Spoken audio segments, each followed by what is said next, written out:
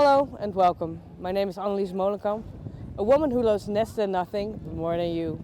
Today we're going to dive into a complex subject, even more complex than my relationship with the didgeridoo, the Dutch housing crisis. Apparently there's this thing called a housing shortage. Who knew that houses were in such high demand? Well, actually I fucking know. It's freezing outside. I'm freezing my tits off and I have no place to stay.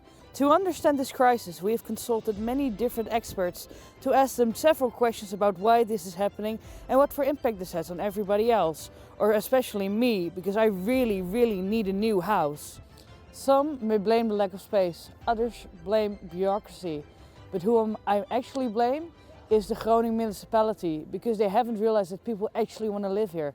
It's not like it's Friesland.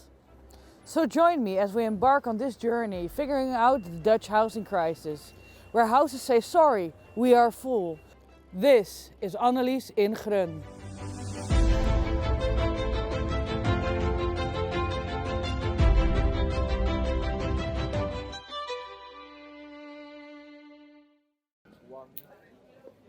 Hello, I'm now on my way to talk to an expert about urban planning. To be honest, I don't know anything about urban planning. The last time I went to something called Urban, it was an Urban Outfitter and it does not fit me.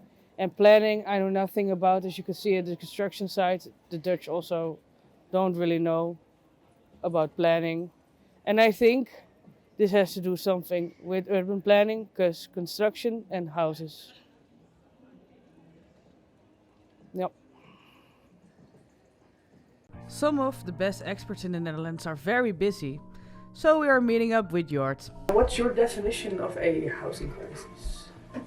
Well, I think the definition that is currently there in the Netherlands of the housing crisis is the fact that there's a lack of houses for the amount of people that would like to have a house or to live in a house. What's like the definition of a house? Like 4 walls and a roof, or is it just a cup of tea and a kitten, or just a cardboard box? Yeah, I think, IKEA has many definitions of what a house is. Home is where the heart is, where, there's many ways of seeing a house, but in the end, I think it's a place where you can sleep, eat, and basically a shelter to protect you from the horrible weather we've got in the Netherlands. Yeah. Especially in the Netherlands, like it's very rainy, very depressing, very dull, just like my mood. Yeah. Okay. Yeah. I'm sorry to hear that. Yeah, housing crisis, right? Yeah. Yeah. The weather in the Netherlands has been the main reason why the concept of housing with roofs was invented. Before this invention, the first roof any person would see would be in church or 6 feet under. I'm standing here next to a gravestone, and to be fair, besides the housing crisis, even dying here in Groningen is quite expensive. To get a grave like this, it will cost you a massive amount of money. And even putting my gambling and alcohol addiction aside, I still cannot afford. What do you think has caused this economic crisis? Many things. I think that's the issue. Decades of bad policy. Probably that's a prime candidate. Okay. And do you want to? Oh, you want to hear more? Yeah, of course. It's in the hands of big organizations and what do you call them? People who hold houses. Are Dutch called huisjesmelkers.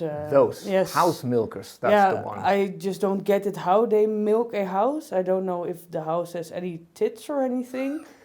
I never saw a cardboard with house milk. It's a metaphor. In my mind, it's more. I always think of more squeezing a sponge, but no, there's no actual milk involved. The milk is money. Yeah. So. And so the people are being milked. Sorry, the houses are not being milked. The people are being milked. That's the issue. Okay. Quite recently, experts have found out that there's a correlation between the rise of the housing crisis and the consumption of eierballen in Groningen. Architects only start architecting as soon as they get if someone tells them, please, let's make a house. Yeah, but don't they just realize that people actually need to live in it? Won't they just make a little extra room for that one illegal international student that we just fit into the closet to help him get a house? Yeah, I think in a way we also make many rules that don't allow you to live together with other people, and there's a maximum to how many people should fit in a certain spot. Also not just governmental rules, but also from landlords. And even though if some people live in quite big spaces where they could potentially live with more people. Because why do we put chickens in little rooms and with a lot of people together, and we don't do that with humans? Yeah. Like the chickens cannot walk out, we can. We can just say, goodbye sir, I'm going to work. The chickens just say bark and then it's done. Yeah, it's true. We happen to care a bit more, I think, about human rights than about chicken rights. In a way, I think it's good that we don't treat humans the way we treat chickens right now, but maybe we should also change the chicken situation. Yeah, because the chickens do not have a housing crisis. They do not. They have a roof above their head. They do, but in a way, I think we could also have a roof above the head of people if we would want to. But the housing crisis is more about people wanting to live in a different spot as well than they are now. As we've seen, somehow chickens are central to this question. Chickens and, of course, eggs? The egg came first? Before the housing crisis, definitely. Surely, yeah. But before the ragout, I don't think so. Oh, this is not really my field of expertise, I believe. Yeah, but you compared it to the housing crisis. Well, I actually did, but still, I'm curious. I think the ragout might have come later than the egg. Okay. But how does it come that we are not able to buy houses? Because back in my day, my mom told me, like, if you get a good job, if you study hard, you will be able to afford a house. And now I finished my degree and I am furthest away from buying a house. Renting is now even a problem, but buying is even a bigger problem than renting. Yeah. Things out of your control, that's your problem. You were born too late. Okay, so my mother should have had sex earlier. Now that our expert has shown our mistakes and missed opportunities, we can become a bit desperate. But there's hope. I'm sure we'll do another episode on that.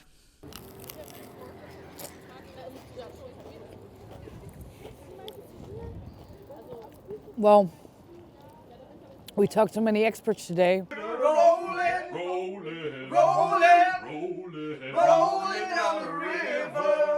We asked them a lot of questions and we got a lot of answers.